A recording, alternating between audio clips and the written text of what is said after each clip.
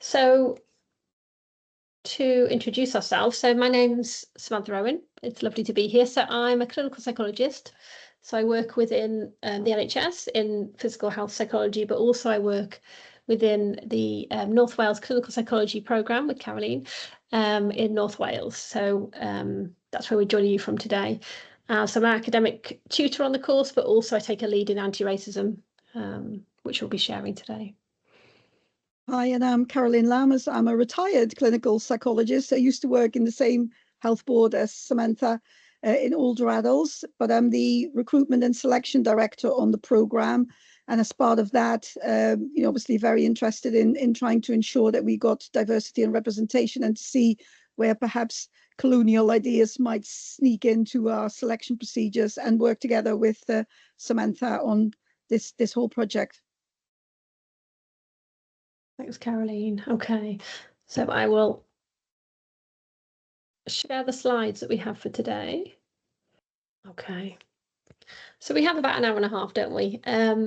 We were thinking as well, so in terms of as we go through, there are certain parts, it is a workshop today, so there's certain parts where we might be encouraging people to contribute in some way. But also if people have questions that they feel like it's really relevant to that part of the presentation, feel free to kind of speak up if that's helpful. Okay,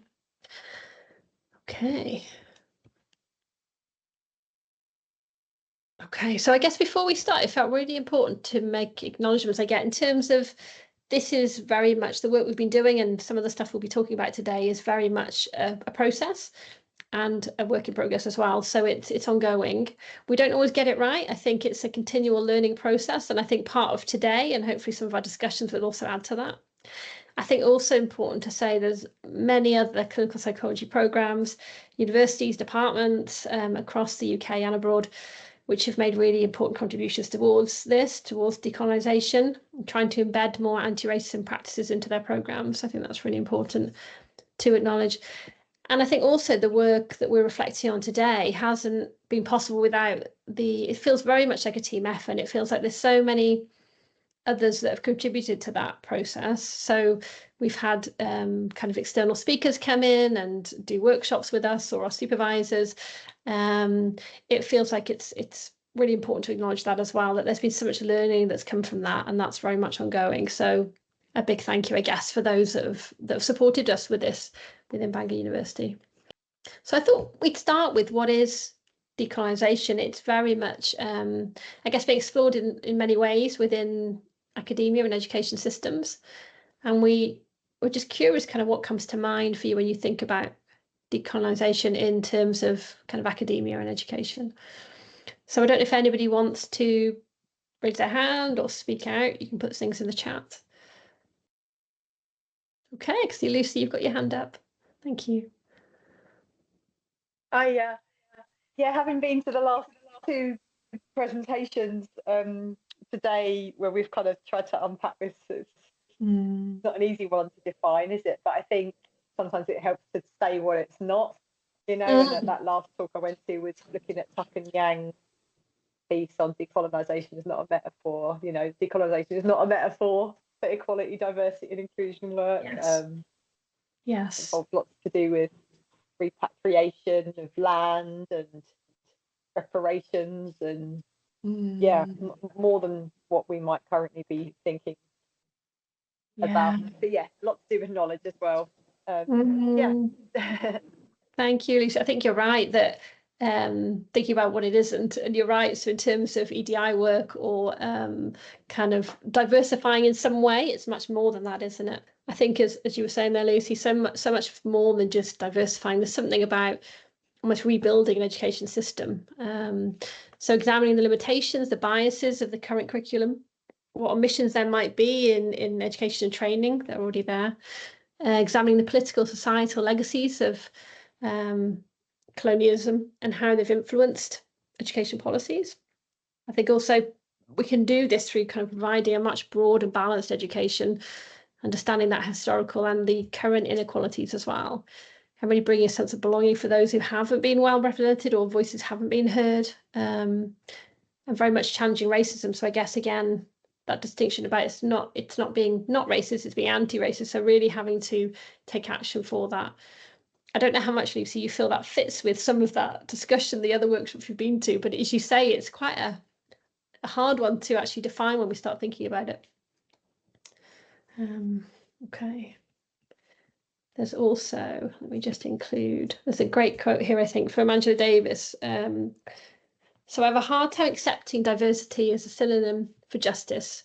Diversity is a corporate strategy. It's a strategy designed to ensure that the institution functions in the same way it's functioned before, except that now you have some black faces and brown faces. It's a difference that makes no difference at all. There can be no diversity and inclusion without transformation and justice. So there's something really there about taking action, isn't there? It's not just about diversifying the EDI. It's very much this kind of system change. Yeah.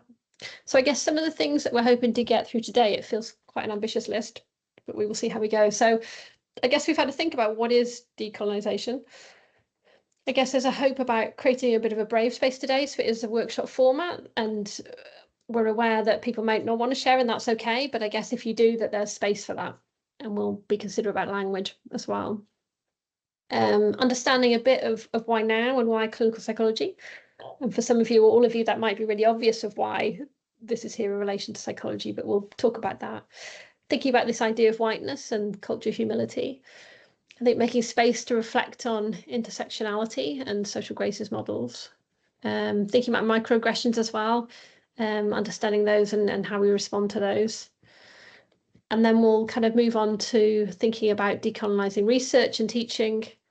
And at the end, we'll share some of the things that we've done as a programme team in Bangor, but, you know, and as a university-wide as well, there's some initiatives that Carolien has been involved in, which are more university-wide rather than as kind of a programme.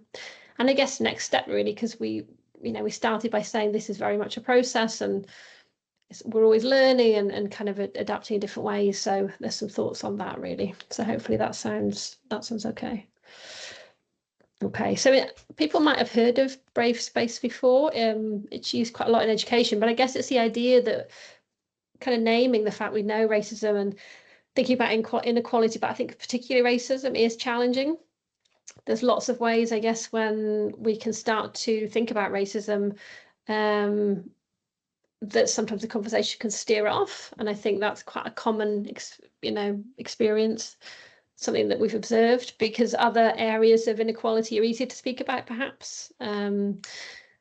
So it's acknowledging that this is challenging and difficult, and our own beliefs and actions, both currently and in the past, can be challenged. And that's been my experience at various points, kind of thinking about this.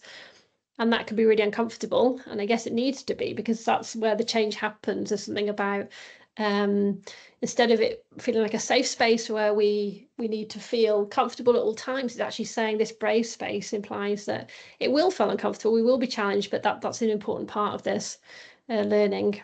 There's something about owning our own intentions and the impact of that.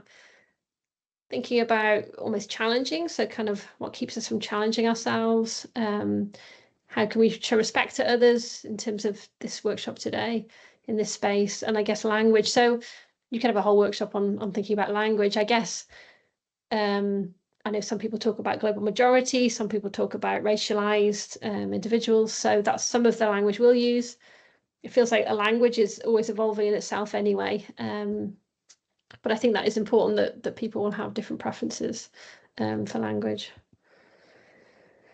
So in terms of the context, I guess, so this, I'm guessing, will be familiar to you in terms of why now? Why is this? Why is the decolonisation series even happening? Why is it such an important thing to think about?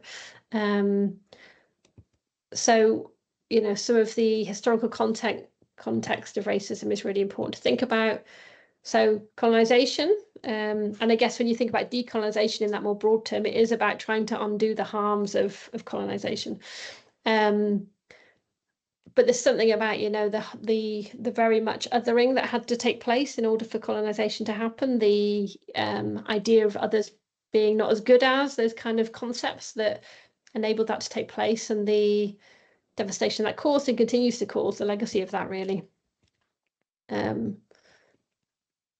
Let me just, I'm aware, so Stephen Lawrence, that feels like I was a teenager, I think, at the time when that happened. And I remember being really struck by it, and I guess a lot of the conversations around institutional racism came from that. I'm aware it was in the news this week, so it's been still current in terms of the impact of that, and how racism can be experienced within the kind of larger institutes within society.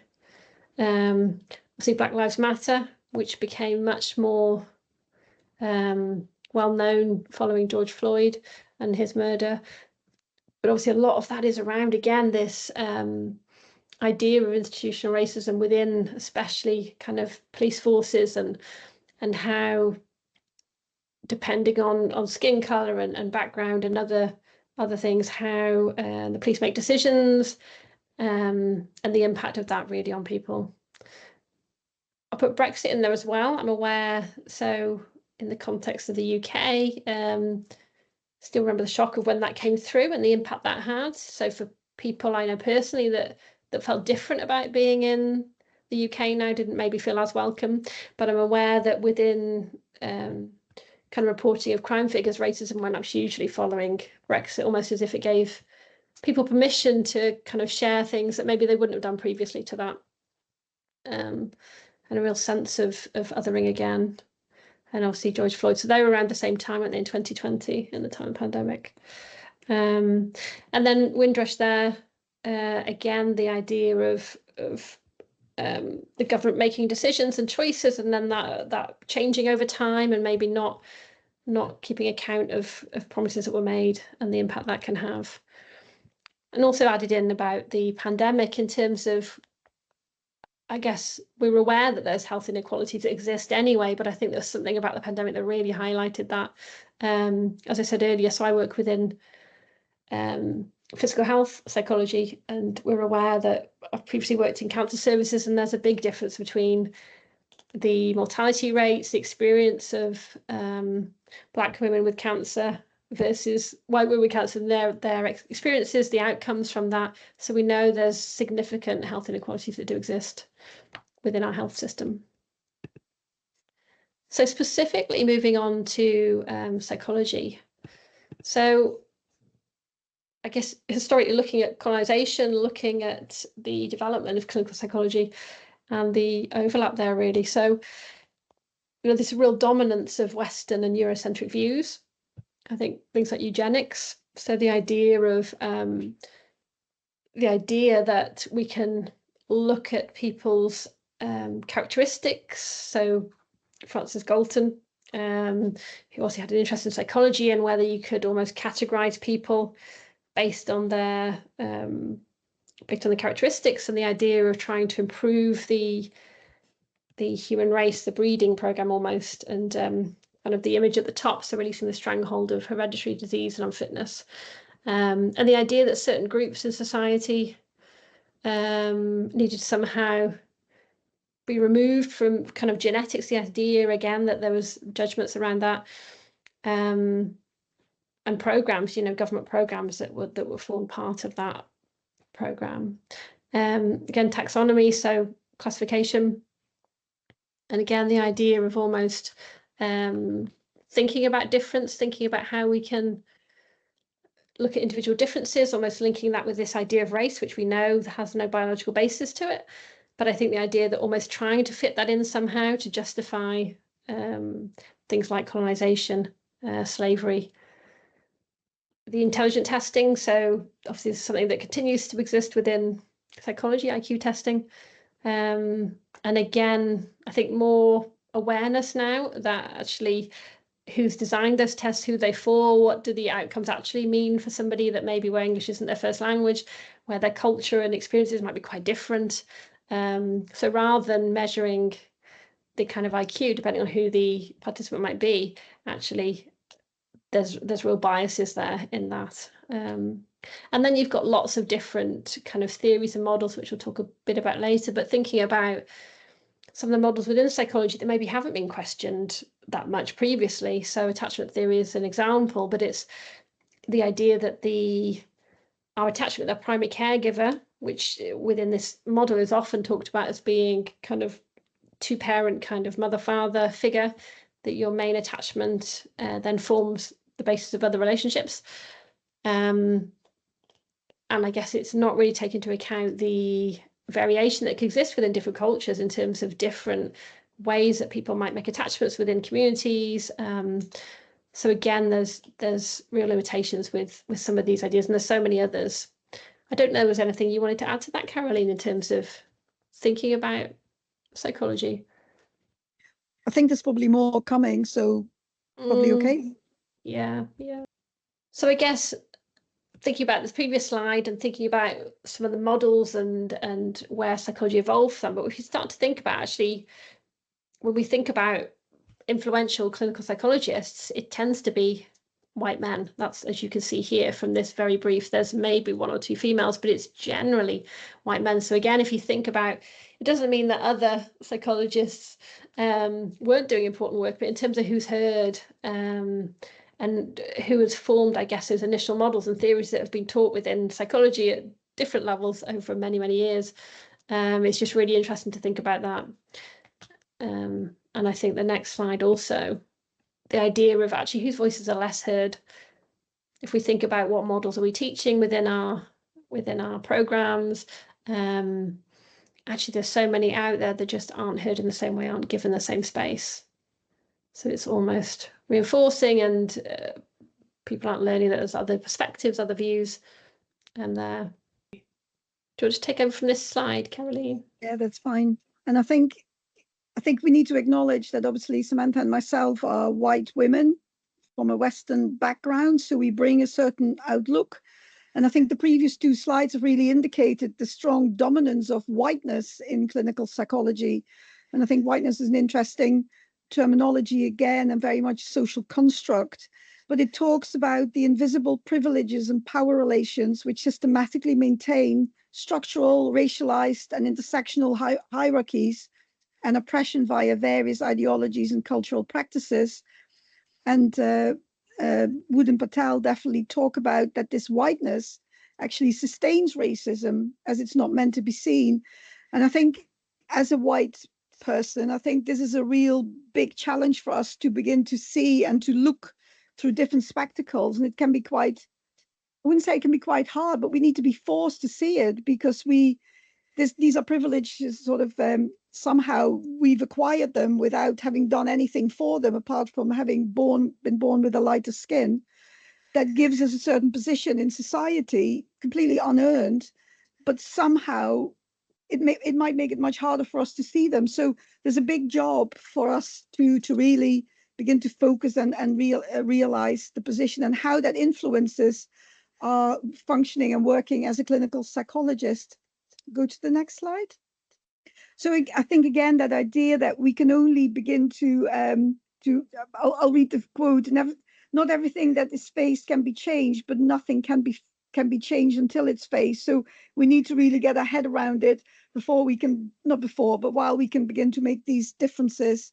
And then the next slide. I think we wanted you to listen to Sue Borrego, who, as a white woman, talks about this whiteness, really, really interesting, and how that might impact. So I don't know, you might be familiar with this video clip, but if we could just share that would be great.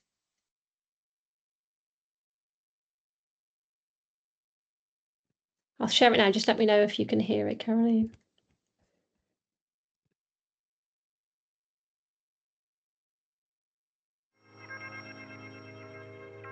Definitely sound. Yeah, you've got sound.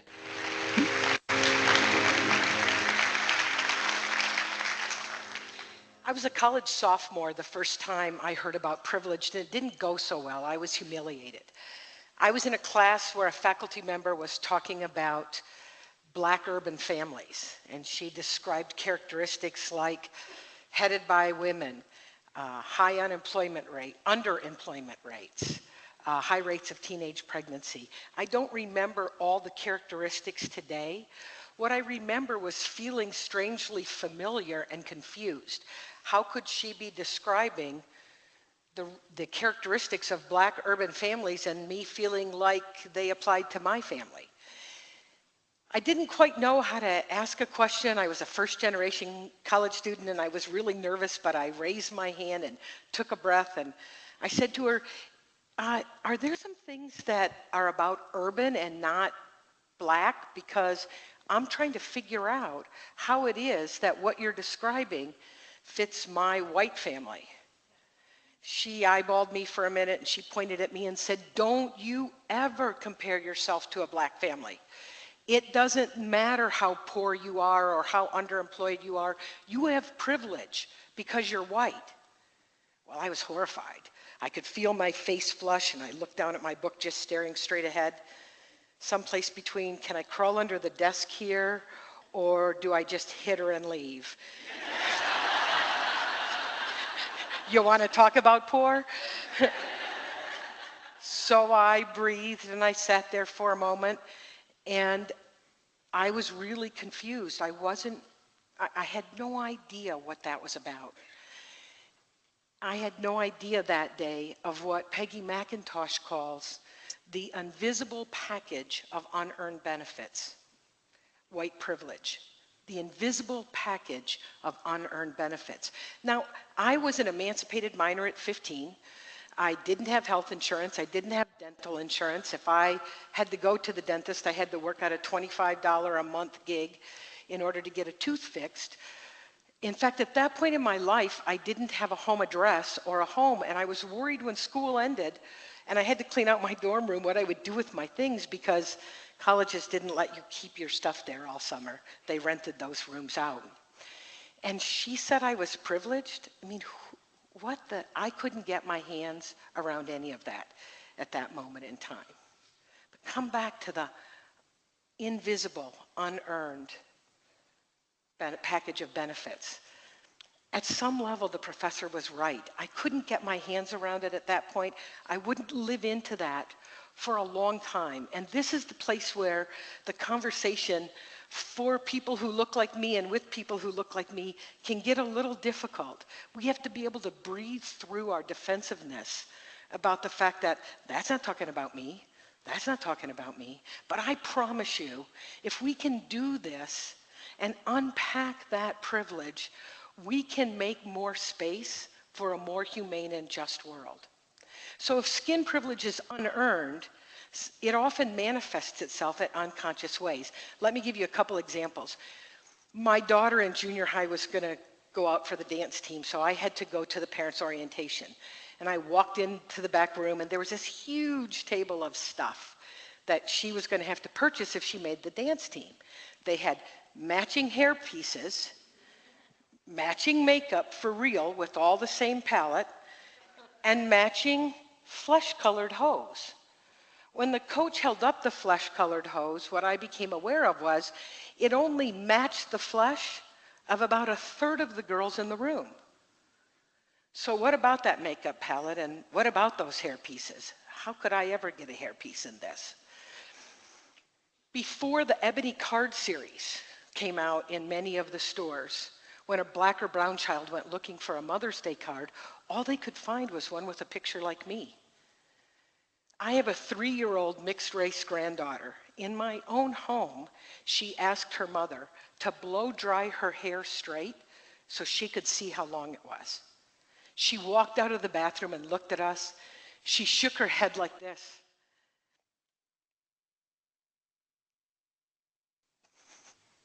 And said, "Look, Nana, I look like a princess." What messages had she absorbed as a 3-year-old that convinced her if her hair was long and blowing in the wind, it was princess hair, but her beautiful, curly, natural hair didn't count as princess hair, right? You can look at the data for yourselves that's all around us about how those unconscious messages feed into media, feed into the targeting of people of color.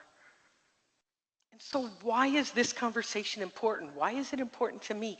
At the end of the day, this is a conversation about humanity. This is a conversation about love. Every day, my whiteness is reaffirmed in multiple ways at the expense of my friends and family of color who are rendered more invisible.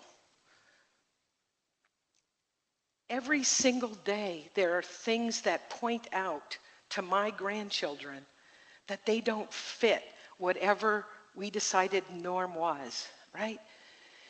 This is a conversation that's important to me because I believe if we will unpack our privilege, we can use it to change the world, not in the huge way I dreamed of in my 20s, but in the day-by-day acts. I've got to be willing to listen and hear and see and act on stories that sometimes feel like they're blaming me, sometimes do blame me, sometimes make me uncomfortable. But do you know how many of those stories my colleagues of color have heard? Well, people in the room looked right at them, like they were about them, right? So that's why it's important to me. I think about a month ago, a 15-year-old black girl was riding her bike. She hit a car. Some of you may have heard about this. Nobody was hurt. She got up, she waited for the police to come. In a situation that escalated, that my chief would say wasn't handled well, she was handcuffed because she didn't want to go to the hospital, put in the back of a car, and then pepper sprayed through the window. How many of us sitting here today have to worry that when our 15-year-old daughter goes out for a bike ride, she's going to end up in the back of a car, handcuffed and pepper sprayed, and I might add, terrified? So how do we make this different? How do we use our privilege? Martin Luther King said, "Until you are all you can be, I will never be all I can be." I am certain that those of you sitting in the audience today that have listened to these talks and resonated, believe until you, whoever your you is, are all you can be, I will never be all I can be. In 1967, there was a huge uprising in Detroit. My grandma worked downtown and she couldn't go to work for the week because of the riots that were going on. When she could go back in next week, she took me. There were buildings that were burned. There were all kinds of, there was a man sleeping in the window of a building. And I said to her, look, Ma, look at that guy sleeping in the window. My grandma pulled me over and she said, pulled the car over and she said to me, look, you're more fortunate. You may be better than, and you may be more fortunate. You have food to eat, a place to sleep, and people who care about you. That makes you more fortunate, not better than. I had no idea what she was saying to me as a 9-year-old. And I kind of looked at her and thought, okay. What I understand she was saying to me is, I might be more privileged, but that doesn't make me better than. Today, when we hear about the Black Lives Matter movement, it polarizes people. People want to yell, White Lives Matter. I was on campus at a Black Lives Matter die-in when students started yelling down the hall, White Lives Matter. Let me say this, the Black Lives Matter movement wasn't anti-white. It was born out of the desperation and pain of too many lost boys and men, of too much invisibility, too much inequity. Black Lives Matter isn't saying white lives don't, it's saying black lives don't matter enough. Let's face it, my son, when he gets in the car and goes out of the house, I don't have to worry all the time, except like we all do about driving. When my daughter goes shopping in the store, no clerk is going to follow her around. And people really, mostly, I don't have to worry that they're going to be afraid of me because of how I look. But my son-in-law, every time he goes out to the car, every time he steps out of the door, I worry. I know his mama worries. I know now my wife worries. My daughter worries. I have been with him in the last decade on numerous occasions that he has been targeted for nothing more than being black.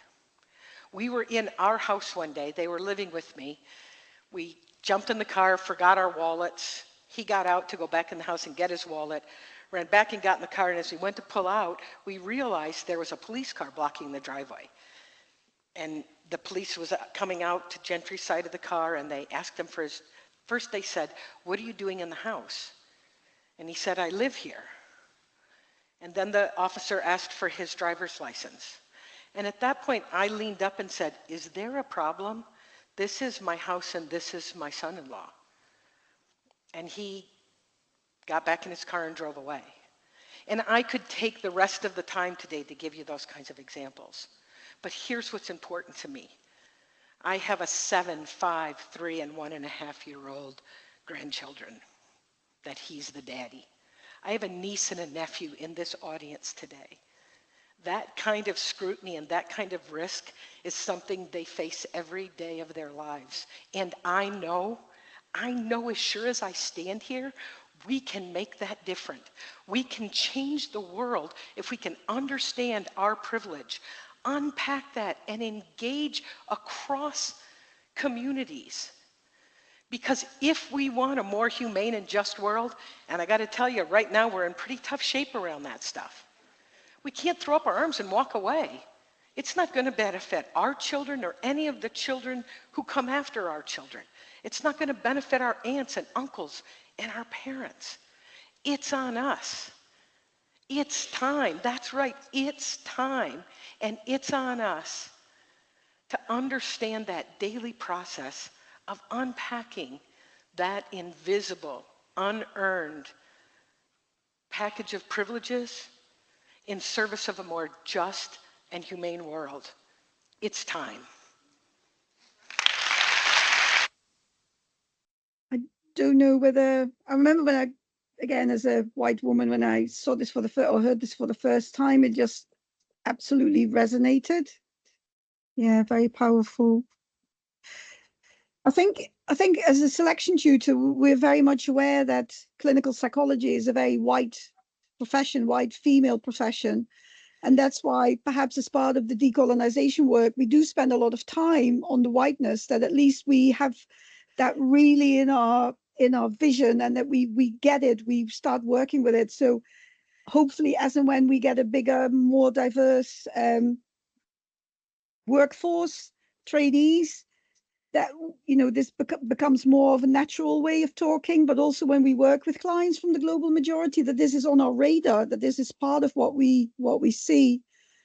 I think Sue talks about Peggy McIntosh, and again, there's a lovely, so we've put the article in here. It's a lovely questionnaire that she generated. I think Peggy sort of went through her daily life for about a week and just noticing those bits that Sue talks about, when, you know, the tights are the same color as our skin, but don't match any other skin color at all. Or I think she talks about presenting to reception, and you know, nobody queries whether she's part of the cleaning team or the the cooks or whatever. But again, I think that's sort of interesting things that we might not even realize that happen to us white people on a day-to-day basis, like Sue says, that it's not even registering because it's just automatic, but we need to begin to see that. So it's a lovely questionnaire in there just to be alerted to this invisible knapsack, this backpack that we carry with privileges that we don't even know we have, and we have done nothing for to obtain them. So again, I think it's just raising that awareness. Thanks, Carolien. Yeah, I find that video that we just shared powerful. I've seen it so many times now, but every time it resonates in a similar way. And I guess I'm just really aware of, when we talked about the brave space at the beginning, that so often different emotions, different stuff, kind of experiences come up for us, which can be really uncomfortable, really difficult. Guilt often comes up for me when I'm watching that, or that I'm not doing enough. Lots of different responses, I guess. And I can see how emotions like guilt can feel so uncomfortable. It does keep us stuck, and it means that we can kind of get stuck with where we are. So I think there's something about seeing that. I'm aware as well, I guess, in this article, as Carolien, you were saying about Peggy McIntosh. So she was interested in, before she got thinking more about kind of racism and white privilege, she was interested in the unacknowledged male privilege as being a phenomenon, really. And then got thinking more about whiteness as well. So kind of thinking, actually, there's lots of different elements to this that we're not designed to see, that we don't really question. So yeah. That's Carolien. Okay. So not only is there a component of skin color, but there is many other bits that intersect with our skin color that will actually make either our privilege even more privileged, or actually our people with another skin color even less privileged. I don't know whether you are familiar with the wheel of privilege, and perhaps just spending a little bit of time just looking at it and exploring it. So the idea is that there are several aspects of our beings that have certain status within our society, or where they're being viewed in a particular way. So we're looking, skin color is obviously the area that we're talking about a little bit today, but there's other bits that are related to these other things, like citizenship, gender, as Samantha was already saying, whether you're a white female or a black male, all of a sudden these things start interconnecting. The language that you speak, the wealth that you might have, housing related, body size. And again, Samantha and I were reflecting that there's again a Western size where large perhaps is not considered that desirable, but in other cultures that might be very different. So again, even the wheel of privilege is beginning to come from a white Western perspective, possibly. But again, just having a look how we're not just one thing. Our identities are made up of many components that will contribute to the way we will experience the world, and the privileges or non-privileges that we might have. I don't know whether it's big enough for you to see, but hopefully you can see the sort of the outer ring of the wheel of privilege, and then sort of work your way in. And that center bit, that's where the power sits. And the further you come away from that center bit, the more marginalized you're likely to become. And again, for our clinical psychology trainees and our colleagues and ourselves, it's just having an awareness of some of these components that will influence the way we sort of conceptualize the client in front of us, what we might miss, what we might not even think about, what we might overestimate, assumptions that we made, just very simple things. I just remember working with older people, not necessarily related to their skin color, but I was suggesting somebody's quite depressed, try to get some behavioral activation going. Why don't you go out for a drive and go and have a cup of tea somewhere with a biscuit or a cake? And they looked at me and said, we have enough money to drive to Tesco on a Friday when the food that's gone almost out of its sell-by date is cheaper. We do not have the money to drive around for fun and use petrol and just go and have a cup of tea somewhere. And that was my privileged professional status with more income, and just not seeing that actually if you live on benefits, this is really tricky. So it was a hard lesson to learn. But again, I think it's just having that on your radar when we work with people who are always different from us, and we need to have an awareness of those components, so that intersectionality, that it's not just the skin of our color, the color of our skin, but there's many other components that will put us in a particular position in society, and also in the work that we might engage with in a sort of clinical psychology perspective. Okay. Yeah. I'm thinking as well, I guess, looking at this and in the context of today's workshop, but thinking about skin colour and citizenship, and actually it's more complex than that, isn't it? And I know that it was making me think of refugees and various conflicts that are happening and have happened kind of across the world, but this idea, and I think it was a year or two ago, and the different response, I guess, based on how that country's perceived, and almost these different shades of white, that it actually depends maybe where you're from as well as your skin color, that actually it's not just that simple, is it? And I've definitely had these discussions with kind of trainees and thinking about this in more detail, because I think it is more complex, isn't it, than that? But yes, yeah.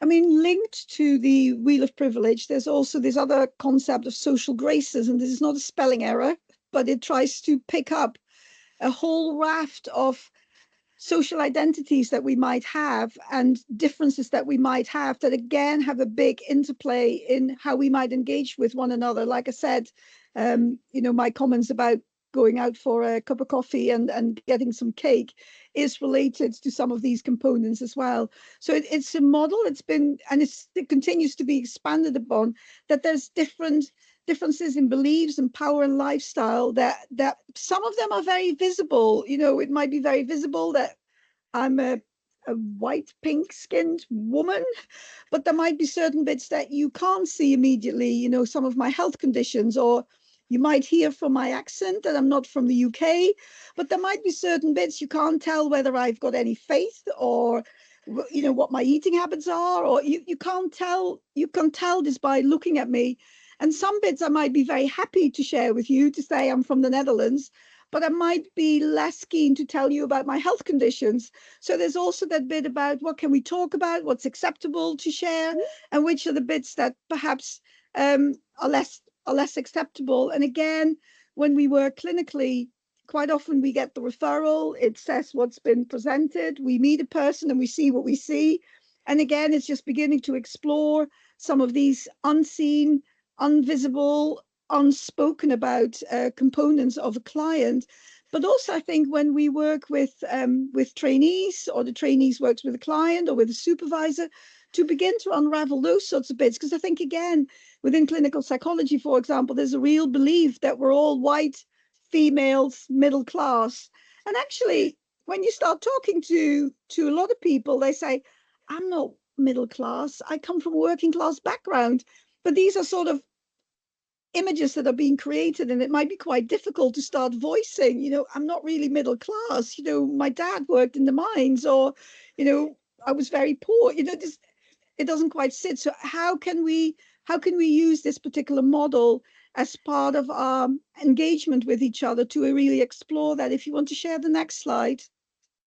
So sort of just all these letters are being put in here, and we worked out there is one R too many and a G too short. So, but things again in terms of gender, there's many genders, there are many gender identities, geography, where we're from, race, religion, age, might have certain views on age, our ability. Like I say, you can't see my health conditions, but I might have, you can't even see me because I'm remote, but you know, there might be certain bits that might not be obvious, our appearance, cultural backgrounds that we might have, class or caste that we belong to, the education we have, employment, ethnicity, spirituality, sexuality or sexual orientation. There's a few bits there, you know, age and gender we might be able to distill, but a lot of these other bits we have to have conversations about and see what we might hold back and what might be visible. And again, I think in terms of decolonization, we have to be mindful. And again, it goes back to that wheel of intersectionality and privilege. There's many components to an individual, and we need to take them all into consideration to really understand and begin to formulate a client's presentation, or, you know, how a trainee might respond to a particular piece of work. Really, and as you said, it's a tool that can be really helpful in thinking about what we bring, but also in the realm of psychology, kind of who we're working with, and if we're supervising or being supervised, just being really aware of that. And it feels like this is much more being included within, not just in psychology, actually in other professions as well, but can be a tool where we can start to explore this, and maybe the stuff that we're not seeing, the more invisible, maybe assumptions we're making, really being aware of that and the impact that can have. And all these different identities and components that belong to us, that might be visible, that might not be visible, that we want to share or not want to share, they will create certain ideas in our head as to what people are like, or what they should be or should behave, or assumptions that we make. And some of these are quite explicit biases. They are very obvious, and we talk about them at a very conscious level. And even this bit about white privilege is coming into our conscious. But actually, there's also this really tricky bit that's implicit bias, that is unconscious attitudes that we are not even aware of. And I've recently been involved in some research that looks at the implicit sort of bias test that the Harvard University is doing. And again, where we're almost conditioned in certain ways of responding, of how we associate certain concepts with people or images or whatever. and how if they in our mind match, we're way quicker at responding than if they don't match. So, and again, that's where the implicit bias might just come to the fore, that we, even though we might say, oh, you know, I'm really trying very hard to be anti-racist and this is what I'm trying to do, but actually if our response times to certain combinations of words show a real discrepancy with others, what is happening in our subconscious, unconscious mind about this? And obviously we all live in this broad society where we get bombarded with images, and I think you were saying earlier on, Samantha, about, you know, the media, the way people are presented, politics. There's all sorts of ways that we talk about people, the way there's in and out groups, that we create stuff, and it sort of seeps in, and somehow we get conditioned, and it's really, really hard to bring that implicit bias out of that below the surface and bring that into our consciousness, and to begin to start working with that in a much more effective way rather than let it sort of float there. So again, a lot of work needs to happen. This is not all at the conscious level, and I think that makes it harder and more challenging, and we have to really put our hands to the what's the word, work very hard to get our heads around that. So I encourage you to have a look at the implicit bias tasks that Harvard does. Then we also know that when we're working with clients, that if you belong to for this purpose, a minority group that has a disadvantaged status, and you know, we put in the middle, if you look at the left-hand side, sexual orientation, for example, but race, ethnicity, or gender, and their circumstances in your environment, you then move very quickly into the middle row, where there might be general stresses of just life that goes on around you, but also specific stresses that are related to this status that you hold. And I think the harder bit is then that if you identify with that identity that's been allocated to you because of these characteristics, and you start identifying with that you then also have certain stress responses to these certain events. So there might be that you already make expectations, you know, like perhaps Sue would say, perhaps her son-in-law is already expecting to be stopped way more often than, her daughter, or you try and cover up certain things. Or there might be other components that really are beginning to add to the way we're trying to cope with this status that we've been allocated or given, that somehow is really adding to the way we can live our lives.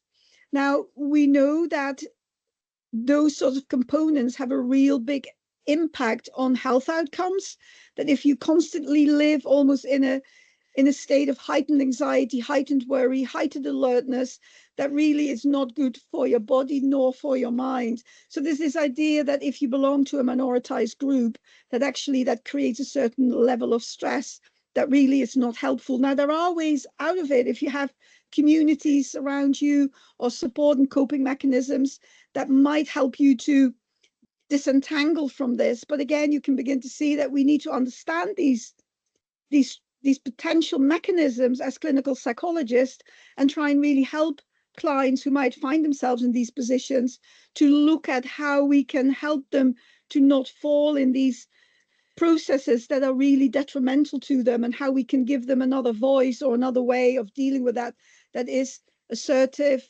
affirmative, rather than complying with the existing status that they've been given, and it's usually a disadvantaged one. So it's a tricky one, but there's this model that's been generated to try and explain why perhaps some groups are experiencing higher levels of physical, but also particularly psychological distress that might come to the fore in the clients that we see. Yeah. Okay. Now, the next bit, that again, we'll pick this up later on, is what we're doing on the program of this, but all these factors about these differences that we have between us, these intersectionalities, these unconscious biases, not thinking about what we say and how we speak about things, can be leading to these microaggressions. And again, there is that real sense of an alertness to that we might express them, but they might also be expressed as part of our teams and what our clients or our trainees might be experiencing. So when we talk about microaggressions, what do we mean by them? So they are everyday verbal, but also non-verbal environmental slight snubs or insults, whether they are intentional or unintentional, but they communicate a slightly hostile, derogatory or negative message to target persons basically based solely upon their marginalized group membership. So there's this tiny little jibes that might just be raised that actually, if again, it's almost like the whiteness. If you begin to listen and look out for them, you can see them very, very clearly. So they're very, very subtle. And it might just go, oh, well, what does it mean? But the impact can be really, really very, hardly felt. So there can be very casual remarks, off the cuff remarks, exclusionary behaviors. There can be questions or comments that reveal assumptions about stereotypes, sort of public undermining, and this idea of colorblindness that obviously was, I think, a long time ago, tell by my gray hair, but, oh, we don't see color, we don't see skin color. It's obviously not true. You can't deny it, you can't ignore it. So marginalizing and erasing certain identities, denial of individual prejudice, and questioning of the lived experience. And I think in the next video clip, we've got some nice examples of that just to highlight this a bit more. Yeah, so this is a video that was developed by Keele University, just trying to highlight really about microaggressions and why it's important to understand them. So I think it's about 5-6 minutes long, so we'll just play this. You're so well spoken. Are you sure you're Filipino? How you educated if you're from Africa? Is your English really that good? So where are you really from?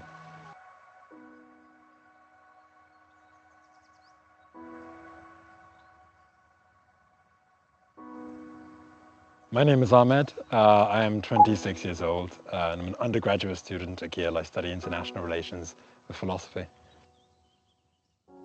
So certain examples of microaggressions I've experienced in the past include the typical ones that you hear of, people asking you where you're really from. I mean, I grew up in Northampton when I used to live in the UK, and that's the initial answer I give, and then I'm asked, no, but like, where are you really from? That's something you typically get. So my name's Ade and I'm 20, turning 21 in June, and I study international relations and I'm in my second year. Microaggression usually comes as an insult or invalidation. So you either get insults that are sort of wrapped up in compliments where they associate characteristics that they like about you with whiteness. So, oh, you're so well spoken, or I can't believe you got here, like at university at that point. My name is Zahira, I'm 19 and I'm a politics student. One example of microaggression I've experienced in the past is I've been on the bus and it'll be a packed bus to the point everyone's standing, but no one will sit next to me because they see me wearing a scarf and they see me like a terrorist or like an unfriendly person despite me smiling and just being like everyone else. So how microaggressions feel in comparison to overt racism? In a way, you know how to deal with it better, because while obviously it's usually more aggressive, it's usually more directed, and in that sense it's a horrible feeling, but you can address it very directly. But with microaggressions, it's difficult because while it's less aggressive, there's also much less you can do about it. It's much harder to convince people that it happens or that it exists.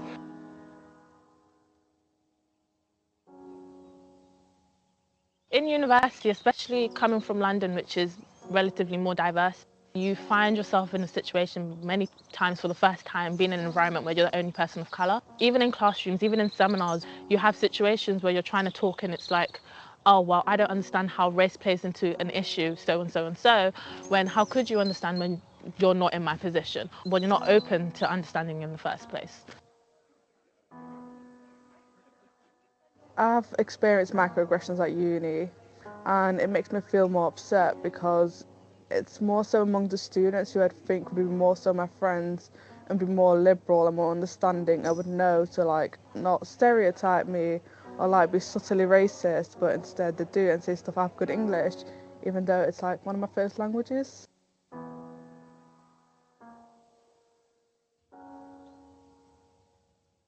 I think microaggressions do have a long-term effect on things like mental health. Before I experienced any racism and actually lived like in a bubble, you could say, I was perfectly fine, I was confident. But because of all the microaggressions and stereotypes I've faced since wearing a hijab, it's caused me to develop anxiety, and I feel really anxious going into new spaces. I've been fortunate. I have friends who have gone through similar situations and that's helped. But you find a lot of the times, a lot of people don't. They often feel isolated, or they can very easily start questioning themselves and their self-esteem can go down. The reason it particularly affects mental health is because mental health professionals, a lot of them might not recognize that they exist, and therefore it's difficult to feed into the kind of the therapeutic process, I believe.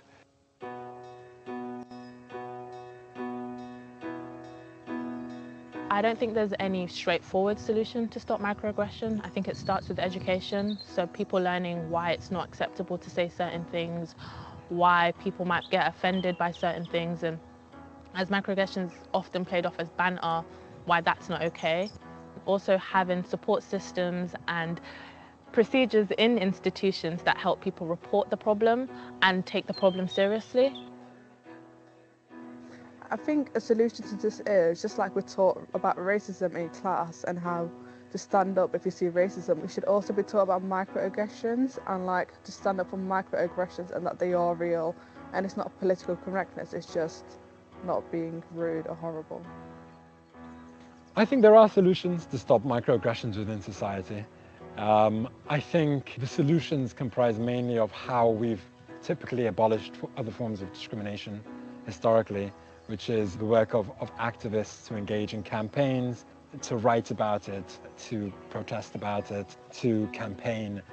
What I think is most important is listen to people of color and just take it on board.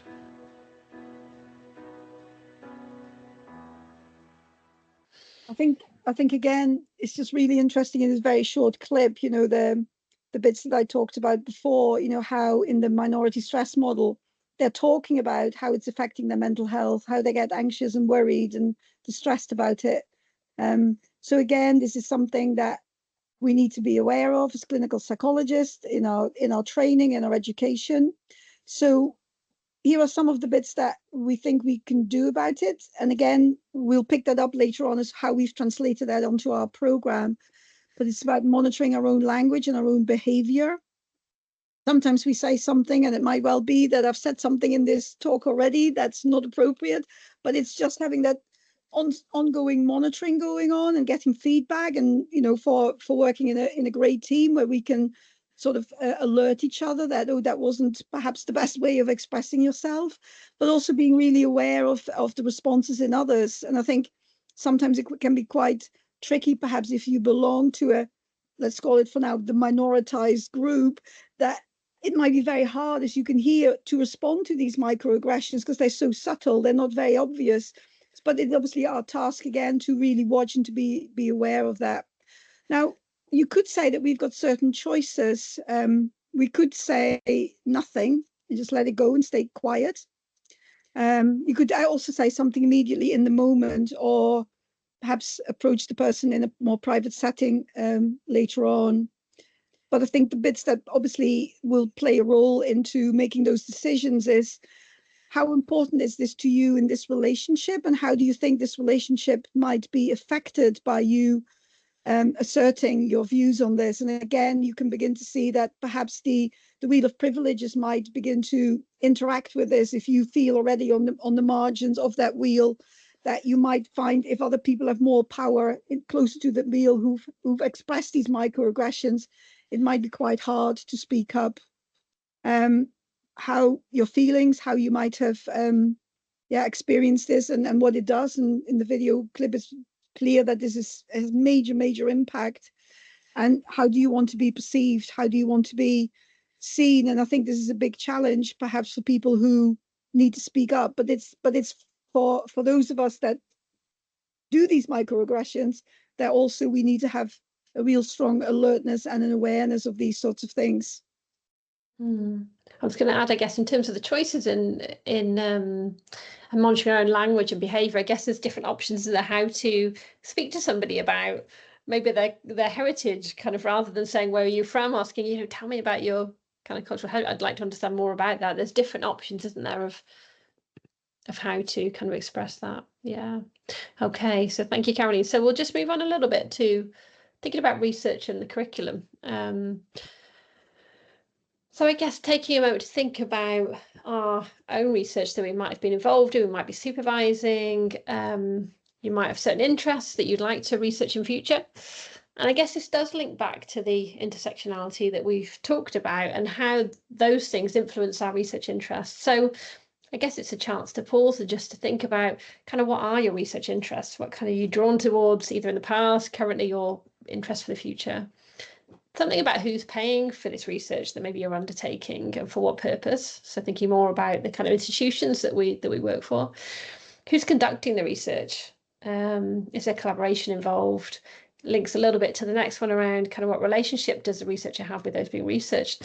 I know there's some research looking at different cultures perhaps, or different people's experiences, that they've almost got experts in their area in to really collaborate and really think about this in a really sensitive way, rather than kind of make assumptions about that population perhaps. But I think that could be really powerful, and not just in thinking about designing research and kind of questions, methodology, but also in the analysis. Really powerful to have that. Thinking about where this research is published, in what language, and just really thinking about what voices are heard and which voices aren't heard within our research, as we start to think about this. So really stepping back, and there's different, if you're interested in this, there's different tools out there that have been developed. I know in qualitative research there's something which is social mapping tool, which starts to think about our positioning, and then almost doing that initially before you undertake the research, because that can help us uncover, I guess, some of that stuff we're maybe not aware of, that might influence different assumptions we might make or how we make interpretations in the research. So it's just an idea really to think about these aspects and how this can influence the research that we undertake.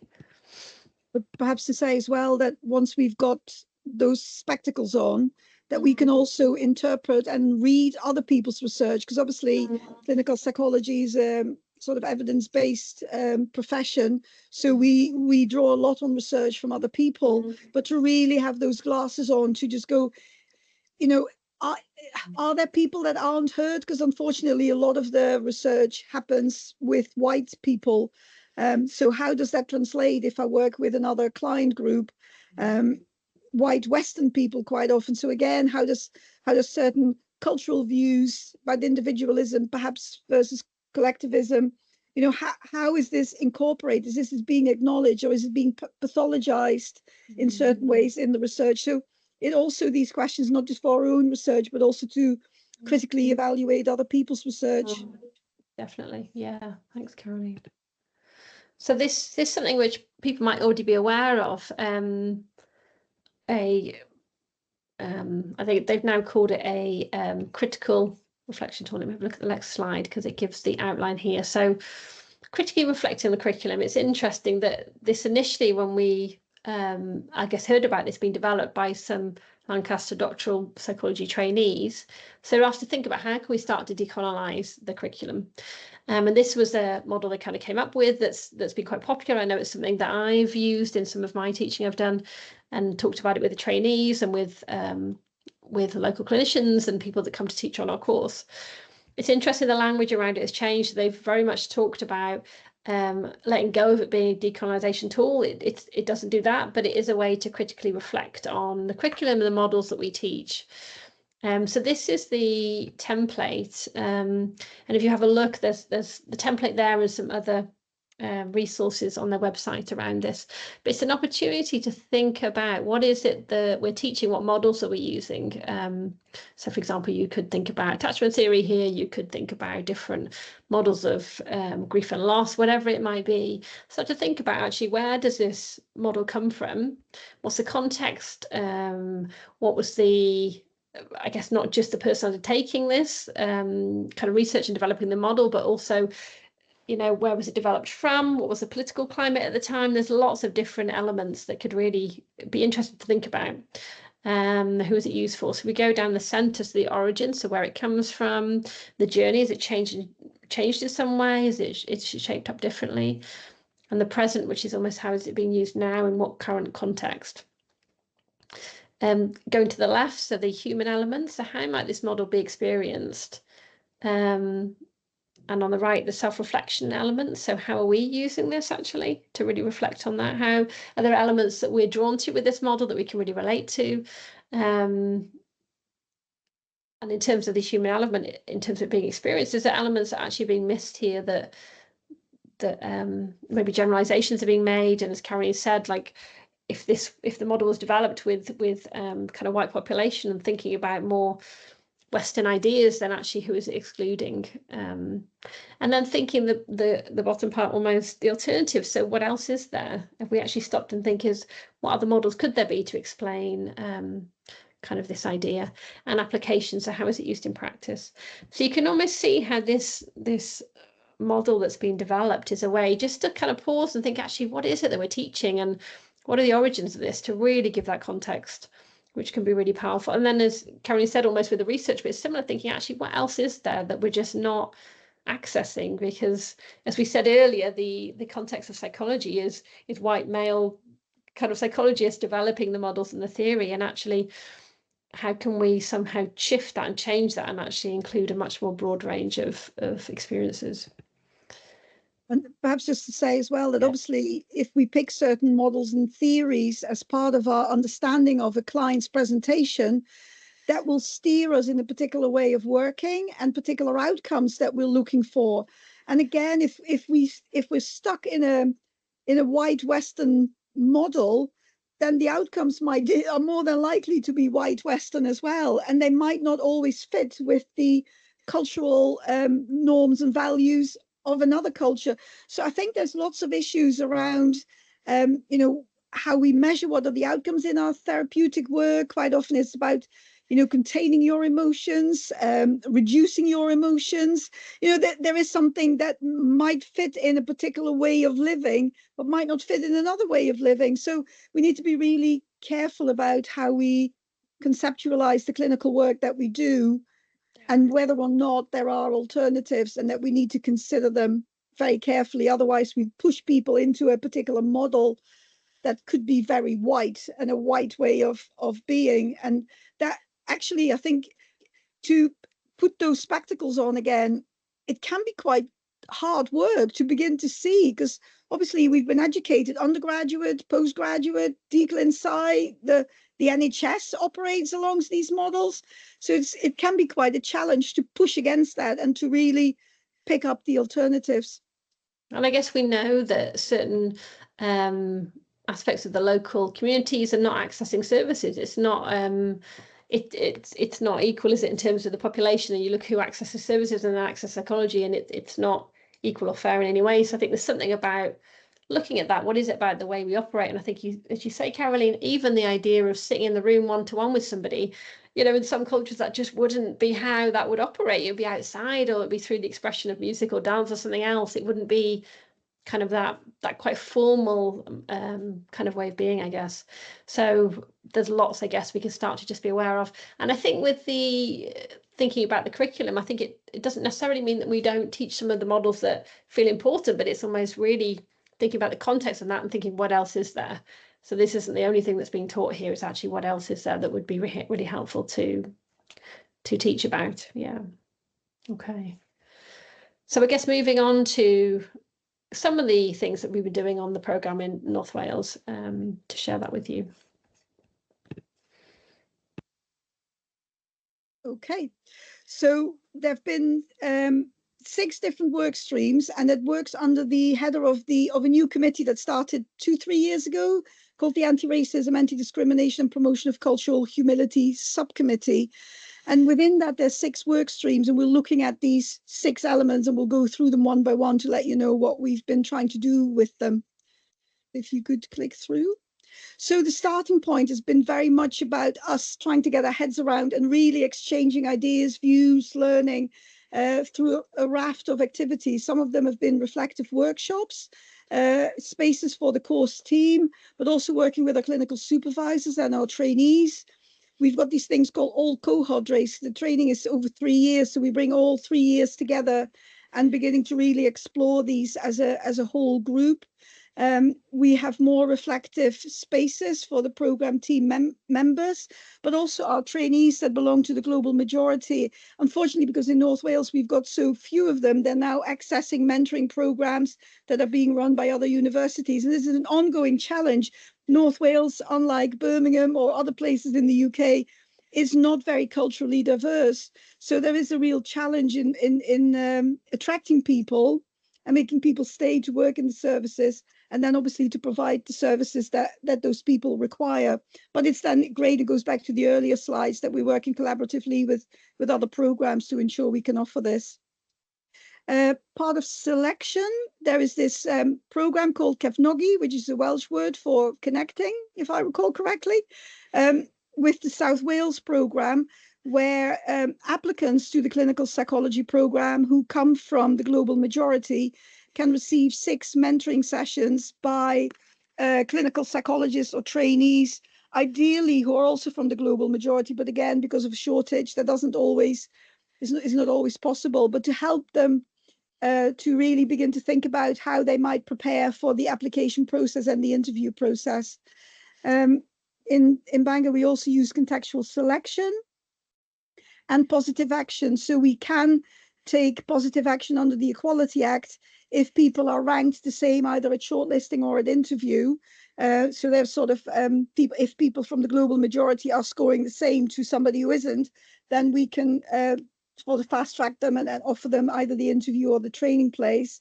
And also linked to that, it's not quite tapping into the racial component in a way, but we're looking at contextual selections where perhaps, and again, it goes back to the wheel of privileges and the intersectionality. Perhaps if you do belong to certain groups in society and you've had certain advantages or disadvantages in life, that we might need to take them into consideration when we do our shortlisting, and that's called contextual selection. The other bit in terms of the unconscious bias that we're working very hard on and have done for years, that none of the shortlisters see the full application form. So we don't know names, we don't know where you live, we don't know how old you are, we don't know where you trained. We just look at the sections that we need. So we don't have any influence from, because we know from research that if you have 2 job applications and one has a English sounding name and the other one is a non-English sounding name, that actually the English sounding name gets shortlisted or invited for interview or even offered the job, even though the other CVs are identical. So we remove all of that, so that cannot be coloring the assessors in selection. Okay. We also have the something you've introduced, Carolien, is the implicit bias, almost kind of a version of training as part of the panels for those involved in interview as well. Thank you. Yeah. And then in the curriculum, I think as we've already been indicating, there's way more teaching that's now part of this stream around power, privilege, and social inclusion, which is really picking up the anti-racism component, but also really developing that cultural humility where our trainees take their own position and inquire what the position of their supervisor is in order to enable us to create a space that is a brave space where they can discuss particular issues. Because we thought, oh, well, this might be relevant if you have a pairing where there's different skin colors, but actually we decided that's ridiculous. We need to have these things on the table regardless of what your skin color is. So we invite several guest speakers, and again, they were acknowledged earlier on in the joint working. There's regular reflective spaces for the trainees, and we also have developed some teacher guidance, which we'll present to you in a minute, for our clinical psychologists. So they're not part of the program team who come in and do the teaching with our trainees. Part of our assessments, our trainees need to produce reports of clinical activity. So these are clinical pieces of work, and they're now being asked to reflect on the cultural context within their working, and to reflect on their own position and on the client or the family or the structure or the systems they're working with, and that's part of the assessment criteria. In the clinical components, this when trainees go on placement, when they work with a supervisor, there's always a supervision contract, which actively includes the social graces model, and it's a real invitation to start thinking about each other's backgrounds, identities, intersectionalities, and really try to pull that out. Our supervisors are also being asked to comment and evaluate the cultural competencies of our trainees when they go on placement, and to really sort of exemplify, what was being done and how the trainee might have taken that into consideration. And in order to help our supervisors, we have regular supervisors workshops to really develop, like we said, again, it's about a brave space and the anxiety about using the wrong language or the wrong wording, to really build up that confidence to talk about these components of heritage, race, difference, privilege, and power. And we very much feel that it's the supervisor who needs to start initiating this. If you again think back about the wheel of privilege, supervisors unfortunately sit way closer to the position of power they hold. So again, to enable that conversation, it's their responsibility to raise this. I think we've talked a little bit about what we're trying to do with research, but also to really encourage our trainees to look at research areas that might have an impact or are related to equality, diversity, and social inclusion. So a lot around co-production, perhaps thinking about clients that are not represented in the current research, whose voices aren't heard, and really considering that in terms of how they design their study, the research question, perhaps the methodology, how they're going to interpret the data, and obviously particularly, and probably in both quantitative and qualitative, whether, our own positionality colors the way we either have selected questionnaires or the way we interpret qualitative data, and then how we present that and write that up. We've also, again, related to the microaggressions, we developed guidance for trainees to report any incidents of racism or discrimination or microaggression that they've experienced themselves or have observed during any part of their training. So that could be during teaching, or that could be on placement. Once they've reported that to us, we will then, several mechanisms within the program, but we will then meet up with the trainees to explore and discuss what sort of support they need and whether they want to take, and what sort of subsequent steps they want to undertake. And any reports that come in are regularly reviewed by the committee I mentioned earlier on, to make sure that if there were to be themes that we need to sort of implement other changes and really get on top of that. And we're also reviewing our language. I'm just aware we've got 1 minute. So guidance for our teachers, and this is developed by our colleagues at UCL, and we've sort of adopted that. But again, it's going back to what we've already said, for the teachers to really acknowledge their power and their privilege. And we invite them to consider, when they produce their slides and their presentations, to really think about the historical and cultural context of their lectures, to think about whether or not this is indeed a broad representation of populations and perspectives, to really think when they talk about vignettes and examples and images, reading lists, to again begin to think whether this covers all voices and not just a select group. Other social factors that might be of impact on mental health, and again, you've heard that in previous video clips already, but also, again, particularly thinking for clinical psychology, the adaptations that might need to be made, or indeed the applicability of therapeutic models, diagnostic labels, or other concepts to different cultural contexts. Because unfortunately, we know if you are a black male, you're way more likely to be admitted to an inpatient unit. Now, what is all that about? Is that related to our diagnostic labels, to our assessments, to what are we missing? What's going on here? Or is it indeed the position of Black men in our society that somehow gets them in a state where they end up in it? But again, we need to understand that way more. And then inviting the trainees to help and to begin to develop their critical evaluations of theories and models. So go to the next slide. And our trainees, they say they really value this sort of approach. So it clearly situates the approaches in their historical and ideological context. It makes them more curious about theories and how they could actually disadvantage in a systematic way some people that we want to work with and are the communities that they're in. That there are many aspects of clinical psychology that are really linked to rather difficult components of our history, but we need to understand them and to begin to openly talk about these potential biases and ideological underpinnings. And then again, to really, for the teachers, the lecturers, to begin to talk about how they might have worked with those cultural and identity differences. And again, I think that real sense of we include more than just white Western theories into our teaching. Next steps, I think it goes back to where Sam started. There's way, way, way more to be done. Yeah. It continues, loads of reflections, continuing to support particularly our lecturers and teachers because they work in the health service. They're very, very busy. They're nose to the to the ground, trying to clear waiting lists, so they might not have the same reflective space. So as a program to try and help them to understand where we're moving and what we want to do.